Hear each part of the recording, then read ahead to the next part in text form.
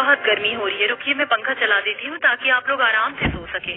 सोनिया जैसे ही कमरे का पंखा चलाने जाती है कि तभी वहाँ पर मकान मालकिन आती हैं और उसके हाथ को स्विच से झटकते हुए कहती हैं, कोई जरूरत नहीं है ये पंखा चलाने की, बंद करो इसको और अभी के अभी मेरा घर खाली करो। मैं समझ गई हूँ कि तुम्हारे यहाँ ये 5 बीमार पति कभी ठीक नहीं होने वाले और इस तरह से तुम मेरे घर का किराया कभी नहीं दोगी। अभी इसी वक्त मेरा कमरा खाली करो। ऐसा मत करिए मालकिन, अगर आप इस वक्त हमें निकालेंगी तो मैं अपने बीमार बेटों के साथ अपनी बहू को लेकर कहाँ जाऊंगी। मैंने तुम लोगों का ठेका नहीं ले रखा, जहाँ जाना है वहाँ जाओ, मेरा घर अभी इसी वक्त खाली करो। संध्या के गिड़गिड़ाने के बाद भी मकान मालकिन उस पर तरस नहीं खाती और 5 बहू बेटों के साथ घर से बाहर कर देती है। पूरा परिवार सड़क पर भटक रहा होता है।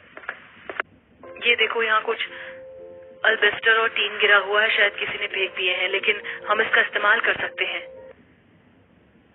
आइडिया बुरा नहीं है जेठानी जी, लेकिन आपको पता है इस टीन और अल्बेस्टर के घर में कितनी गर्मी लगती है। धूप इन्हें बहुत जल्दी गर्म कर देगा और हम इस छत के नीचे रहे तो गर्मी से बेहाल हो जाएंगे। लेजी मैं तुम्हारी बात समझती हूँ और तुम सही कह रही हो, लेकिन अभी हमारे पास इस जुगाड़ के सिवा और कोई दूसरा रास्ता नहीं है।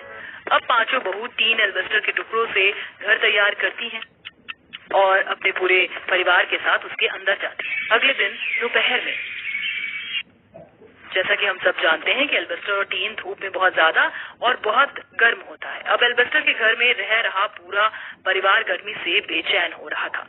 उसके बीमार पति जो फर्श पर सो रहे थे, वो गर्म फर्श उनके शरीर को जला रहा था। ये गर्मी, माँ हमें बहुत तेज गर्मी लग रही है, पूरा शरीर जल रहा है, बहुत बेचैनी हो रही है, मुझे थोड़ी सी हवा चाहिए। आप लोग बहुत परेशान हो रहे हैं ना, हम आपको इस परेशानी में नहीं देख सकते। अब हम 5 को कोई ना कोई काम जरूर ढूंढना होगा ताकि इस गर्मी में हम आपकी कुछ मदद कर सके। अब 5 बहू गर्मी से परेशान अपने परिवार को देखकर कुछ काम करने और ढूंढने के लिए निकलती हैं, लेकिन दूर दूर तक उन्हें कुछ नजर नहीं आता। तभी शिखा की नजर एक बहुत बड़े खजूर के पेड़ पर जाती है, जिसे देख शिखा कहती है, वो देखो खजूर का पेड़, मेरे गांव में खजूर के पत्तों से पंखे बनाए जाते थे और मैं इसे बखूबी बनाना जानती हूँ। हम इससे पंखा भी बना सकते हैं और इस भीषण गर्मी में पंखा बनाकर बाजार में बेच भी सकते हैं। शिखा अपने हाथों से खजूर के पत्तों को लेकर अपनी 5 देवरानी जेठानी के साथ जंगल की तरफ बढ़ती ही जा रही थी। तभी निधि की नजर एक बहुत बड़े नींबू के पेड़ पर जाती है, जिसे देख निधि कहती है, वो देखो तुम्हें वहाँ पर वो विशाल नींबू का पेड़ नजर आ रहा है, क्यों ना हम जमीन पर गिरे उन नींबू को उठाकर नींबू पानी बनाकर बाजार में बेचे। गर्मी में तो सबको ठंडा ठंडा नींबू पानी पीना बहुत पसंद होता है। अब नींबू और खजूर के पत्ते लेकर 5 बहू सड़क से गुजर रही होती है कि तभी वहाँ पर एक आदमी अपना खराब सिलाई मशीन कचरे की तरफ फेंक रहा होता है, जिसे देख सोनिया कहती है, भाई साहब आप ये सिलाई मशीन कूड़ेदान में क्यों फेंक रहे हैं? अगर आपको इसकी जरूरत नहीं है तो क्या मैं इसे ले सकती हूँ? हाँ ले जाओ, मेरी तो सिलाई मशीन की फैक्ट्री है और ये सिलाई मशीन पूरे तरीके से खराब हो चुकी है, इसका मुझे कोई काम नहीं है। तुम्हारा कोई काम हो सकता है तो तुम ले जाओ इसे। ये सिलाई मशीन मेरे बहुत काम आएगी और घर में इसमें थोड़ा सा तेल डालूंगी और थोड़ी साफ सफाई करूंगी और देखना ये मशीन बहुत अच्छी चलने लगेगी और मुझे सिलाई का काम आता है। अब इस गर्मी में मैं बच्चों के सूती के छोटे छोटे फ्रॉक बनाकर बाजार में सस्ते दामों पर बेचा करूंगी। अब एक अपने हाथों से खजूर के पत्ते, दूसरी अपने हाथ में ढेर सारा नींबू, तो तीसरी अपने हाथ में सिलाई मशीन लेकर 5 बाजार की तरफ आती है। भगवान ये कैसी लस्सी बनाई है, इतनी घटिया लस्सी की इतना और महंगा दाम। ये सब देखते ही दीपाली कहती है, इससे तो लाख गुना अच्छी मैं लस्सी बना लेती हूँ, वो भी मसाला लस्सी। मेरे मायके में सबको मेरे हाथ की लस्सी बहुत पसंद थी। अरे जब तुम्हें इतनी अच्छी लस्सी बनाने आती है तो तुम गर्मी में बाजार में अपनी ठंडी ठंडी मसाला लस्सी बेच भी सकती हो ना। ये तो मैंने कभी सोचा ही नहीं, लेकिन अब जाते ही सुनीता ताई से उनके गाय की फ्रेश दूध लूंगी, जिसमें जोरन डालकर दही जमाऊंगी और बाजार में सस्ते दामों में अपनी मसाला लस्सी बेचूंगी। अब 5 बहू बाजार से होते हुए घर आ रही होती है कि तभी उनकी नजर एक कचौरी वाले पर जाती है, जहाँ ग्राहक कचौड़ियों को खाते हुए कहते हैं, अरे भैया आपकी कचौरी जितनी स्वादिष्ट है उतनी ही तीखी भी है। आप जब इतनी तीखी तीखी कचौड़ियाँ बेचते हैं तो बगल में थोड़ा पानी का भी इंतजाम लीजिए ना, ठंडा ठंडा पानी का। तुम लोगों ने देखा वो ग्राहक कैसे पानी के लिए तरस रहा है। अगर इसी कचौड़ी वाले के बगल में मैं अपना ठंडा ठंडा पानी की रेहड़ी लगाऊं तो सभी लोग तीखी तीखी कचौड़ियां खा के पानी पीने मेरी रेहड़ी के पास ही आएंगे। अब पांचों बहू को इस गर्मी में अपने जुगाड़ के सहारे बाजार लगाने का जरिया मिल जाता है और जब वह घर लौटती है तो संध्या अपनी पांचों बहू के हाथ में तरह तरह की चीज जैसे सिलाई मशीन, नींबू, खजूर के पत्ते, बाल्टी भर दूध देखकर हैरान होकर कहती है, अरे ये सब क्या है तुम्हारे हाथ में और इनका क्या करोगी? माँ जी, इन जुगाड़ के सहारे ही हम इस गर्मी में अपना जुगाड़ू बाजार लगाएंगे।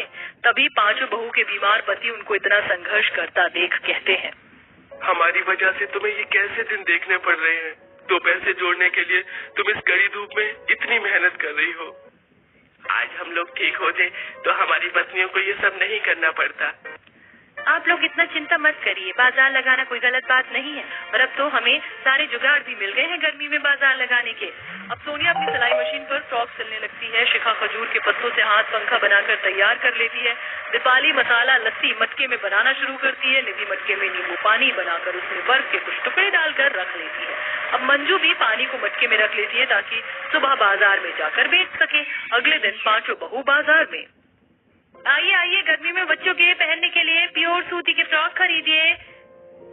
अरे एक बार लेकर तो देखिए, आपके लिए तो दाम भी सस्ता कर देंगे। सुनिए मैडम, ये देखिए खजूर के मजबूत पत्तों से बनाया हुआ हाथ पंखा।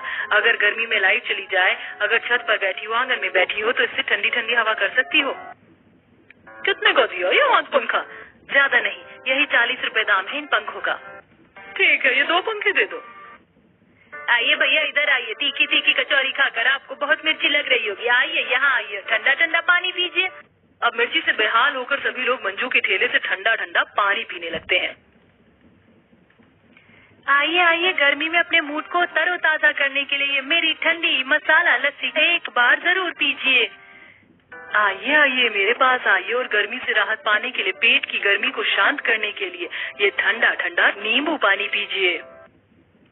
अब देर शाम पांचों बहू अपने कमाए हुए कुछ पैसों में से खाने पीने का सामान और अपने पतियों की दवाई लेकर घर जाती हैं। संध्या बहू के लाए हुए सामान से खाना बनाती है।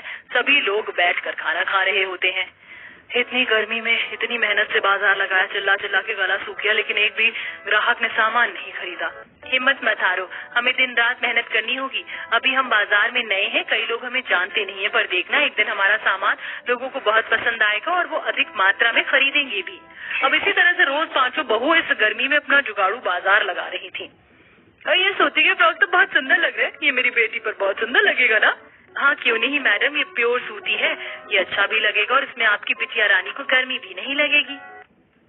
सुनिए, मैं आपके यहाँ से ये मजबूत खजूर के पत्तों वाला हाथ पंखा ले गई थी जो मेरे घर वालों को बहुत पसंद आए, लेकिन अब यही पंखा मुझे अपने गांव में भिजवाना है, इसलिए अब आप मुझे ये सारे पंखे बेच दीजिए।